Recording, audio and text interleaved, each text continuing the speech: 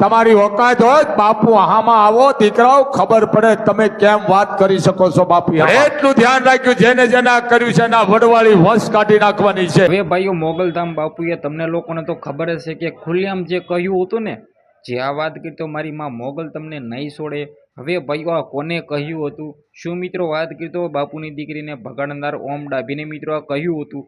જો તેને કહ્યું હોય તો શું મિત્રો વાત કરી તો ઓમ ડાભી છે તે મિત્રો બાપુના પગમાં પડવા મિત્રો મોગલધામના મંદિરે કબરાવ ખાતે શું જશે?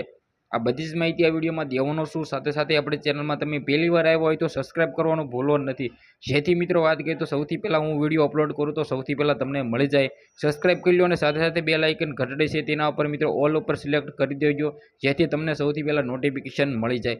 જ્યાં મિત્રો વાત કરીએ તો તમને લોકોને ખબર છે કે મિત્રો 2-3-4 દિવસ પહેલાં જે આ ઘટનાઓ ઘટી ગઈ છે, આ મામલો છે મિત્રો ઘણો બધો વિરોધ પણ ચાલ્યો હતો, ત્યારબાદ અત્યારે શાંત પણ થઈ ગયો છે।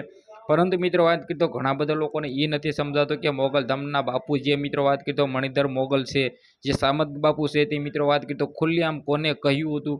જે આ વાત કરીએ તો સૌથી પહેલાં તમને બધા લોકોને એ જણાવી દઉં, મોગલધામના બાપુએ ખુલ્લેઆમ મિત્રો જે એ લોકોને કહ્યું હતું, જે મિત્રો વાત કરીએ તો બાપુની દીકરી મિત્રો ફરાર થતા ભાગતા મિત્રો વાત કરીએ તો ઘણા બધા લોકો તેને મજાક સમજીને બાપુ વિશે મિત્રો જે ખરાબ ટિપ્પણીઓ કરી રહ્યા હતા તેને કહ્યું હતું।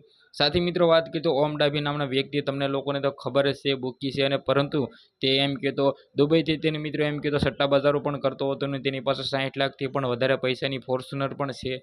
હવે ઘણા બધા લોકો એમ પણ કહે છે કે આ પૈસાના પાવરથી મિત્રો આવું કર્યું છે, બાપુની દીકરીને ફસાવી છે। ભાઈ આના વિશે આપણે પુષ્ટિ કરતા તો નથી, પરંતુ ભાઈઓ અત્યારે જે સોશિયલ મીડિયાના આધારે ઘણા બધા વિડીયો ફરી રહ્યા છે તેના આધારે સૌથી પહેલાં તમને બધા લોકોને હું જણાવી દઉં, મોગલધામના બાપુએ ખુલ્લેઆમ ભાઈ પડકાર કર્યો હતો અને ઘણા બધા લોકો છે એ મિત્રો વાત કરીએ તો મોગલધામના બાપુને માને પણ છે અને ઘણા બધા લોકો વિરોધ કરે છે। જે આ મિત્રો વાત કરીએ તો એવું નથી ભાઈ 100% લોકો મણિધર બાપુને માને છે, ઘણા બધા લોકો વિરોધીઓ પણ છે, આપણે ભાઈ તેમાંથી નથી, આપણે મિત્રો દિલથી બાપુને માનીએ છીએ। સાથે મિત્રો વાત કરીએ તો ખાસ કરીને આ વિડીયો વિશે તમારું શું કહેવું છે, તમારી જે પણ કહેવું હોય એ કમેન્ટ સેક્શનમાં તમે જરૂરથી જરૂર બતાવી દેજો। આજના વિડીયોમાંથી આટલી જ માહિતી, આપણે એક નવા વિડીયો મળીએ।